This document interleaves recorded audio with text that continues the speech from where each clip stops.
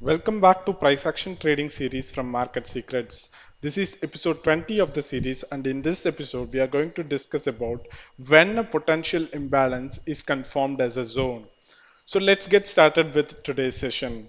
Before we begin this episode, I want to warn you that in this episode you will come across topics and references that have not been taught yet and will only make sense to you if you have completed the entire course. Unfortunately, it is not possible to teach each topic in full sequence. You might remember from the first episode of this series, I have stated that you need to go through all the episodes and the entire course several times to completely absorb the material. This is one of the reasons. So if you have just started out, please do not get confused and try to absorb the regular topics and do not focus on the terminologies as they could confuse you. Later on, when you have finished the course in its entirety and you go for the second round, things will become very clear to you. Finally, do not trade in the live market with real money until you have grasped everything. You should go for mock trading or paper trading first before you go for the live trades. When trading on a demo account using what you have learned so far, do not get disheartened when things do not work out because the other sections are needed for the full picture. So coming back to today's session, so far in the previous episodes, we have only spoken about imbalances. An imbalance is merely a potential supply or demand zone. They sometimes might also be referred to as an unconfirmed supply or demand zone. The concept of differentiating between imbalances and valid supply or demand zone is unique in my methodology. In this episode, you will learn how to confirm an imbalance as a valid supply or demand zone. But before that, there is an important update. I want to make the following statement absolutely clear to you.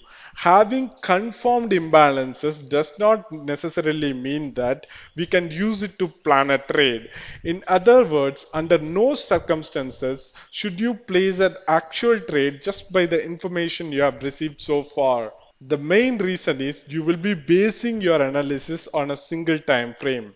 In the future episodes, we will start putting more pieces of the puzzle together, and two of these missing pieces are tradability of a level and multiple time frame analysis. So without that, you should not use any of these rules for actual trades.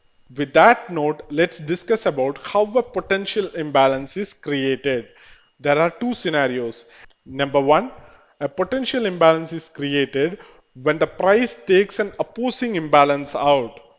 Number two, a potential imbalance is created if price breaks a trend line with one or more full OCHL candles, that is open, close, high, low candles. So we discussed about this in detail in the previous episodes. So go back to the trend line lesson and absorb it fully.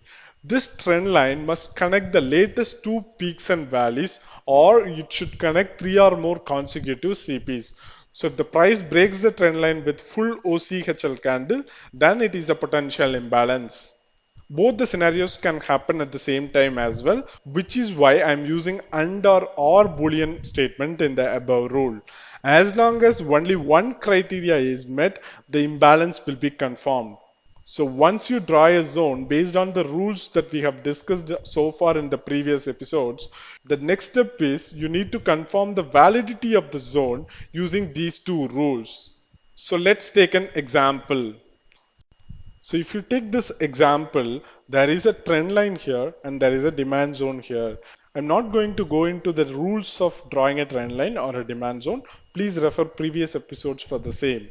When it comes to zone drawing, we can draw a zone anywhere as long as it meets our rule.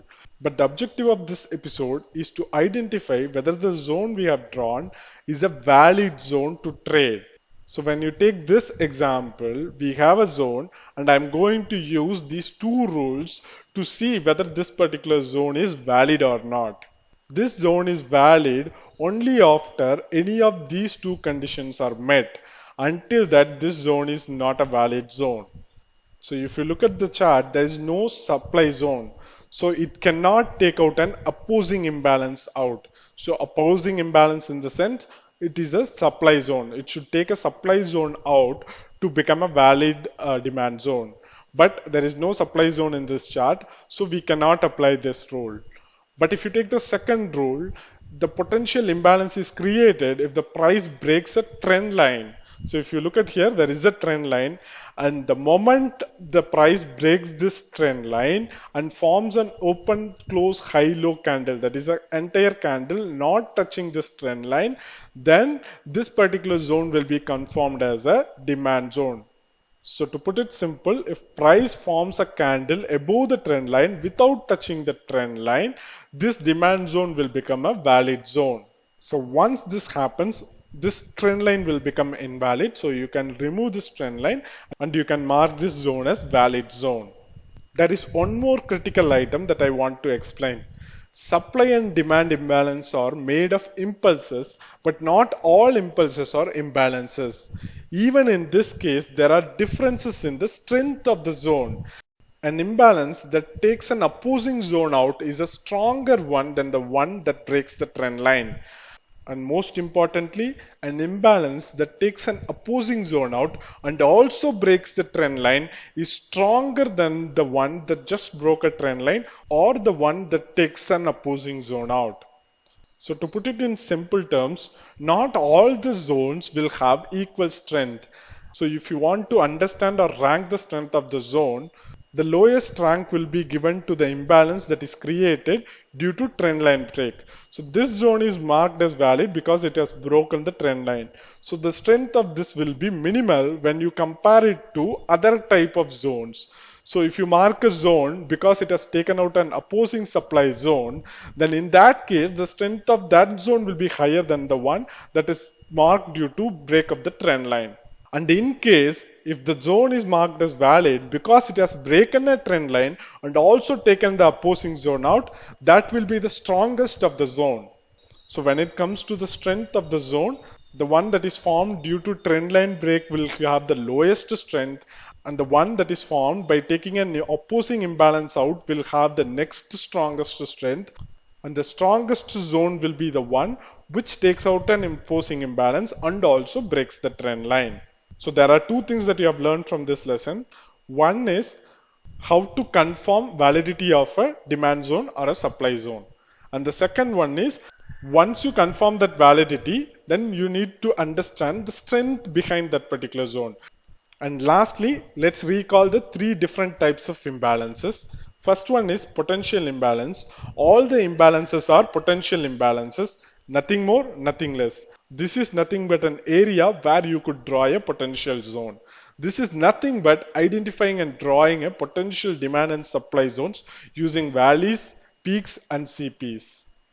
The next type of zone will be valid or confirmed zones. This is what we discussed in this episode. So if the potential imbalance that you have marked has broken a trend line, or if it took an opposing zone out, this confirms the validity of the zone. So this marks the second step. And the last step is confirming the tradability of the zone. The imbalance will be tradable once it is scored. This includes multiple time frame analysis and core realignment rules. So even though you marked or confirmed whether the zone is valid or not in this particular episode, it is not enough to take a trade.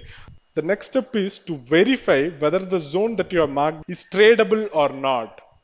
So we have already discussed about the first two items. The third pointer, which is tradability of the zone, will be covered in the future episodes. We have already discussed about the zone drawing rules and trendline drawing rules. So combine those two lessons with the rules I have mentioned in this episode and mark the validity of the zones you have in your charts. The zones which are not marked as valid should be removed from your charts. This is your homework for this episode. So in the previous episodes, you would have drawn the zones, you would have drawn the trend lines. Now use the rules in this episode to confirm whether the zones you have drawn are valid or not and remove the invalid zones. That's your homework for this particular week. And this brings us to the end of today's episode. Hit the like button if you have liked this video and share it with your friends if you find it useful. Also subscribe to our YouTube channel and click the bell icon to get notified whenever we conduct live sessions. Thanks for watching. Have a great day. Goodbye.